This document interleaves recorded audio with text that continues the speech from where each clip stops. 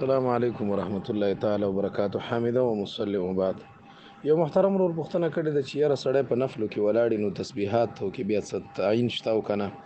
جناب محترم دومره تعین خو پکې شته دی چې طاق به جفت بنئ، طاق به طاق، یعنی درې به وي، پنځه به وي، اووه به وي، نه به وي، 11 به وي، نو طاق به دا تعین پکې شته دی. نور دا درې ځل ویل دا خو ادنا طریقه ده. حضرت عبدالله ابن مسعود رضی الله عنه د رسول الله صلی الله علیه وسلم نه تسبیحات چې را نقل کړي، بیا وایي چې ثلاث تسبیحات وایي چې څوک د ثلاث مرات درې ځله بیا وایي وذلک ادنا هو، دا خو ادنا مرتبه ده.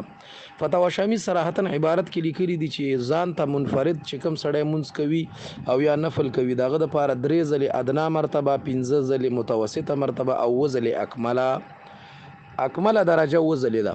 خو که کوم سړی امام وي نو دا باقاعده طور سره فتاوا شامی باقاعده عبارت پر نقل کړي د عبد الله ابن مبارک رضی الله عنه، عبد الله ابن مبارک رحمه الله نه پکې روایت شته ده چې امام به 15 ځلې سبحان ربي الاعلى او سبحان ربي العظیم وای د دې لپاره چې مقتدی 3 ځلې پوره کړي.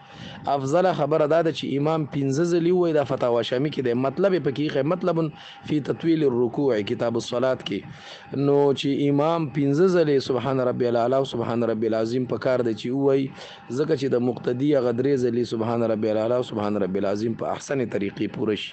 نو د امام د لپاره مستحب 15 ځلې ده او نور چې کوم سړی 3 ځلې وای 15 ځلې وای ځان ته منفرد او نفلو کې وځلې وای د خوخه د چې څو ځلې وای. السلام علیکم ورحمت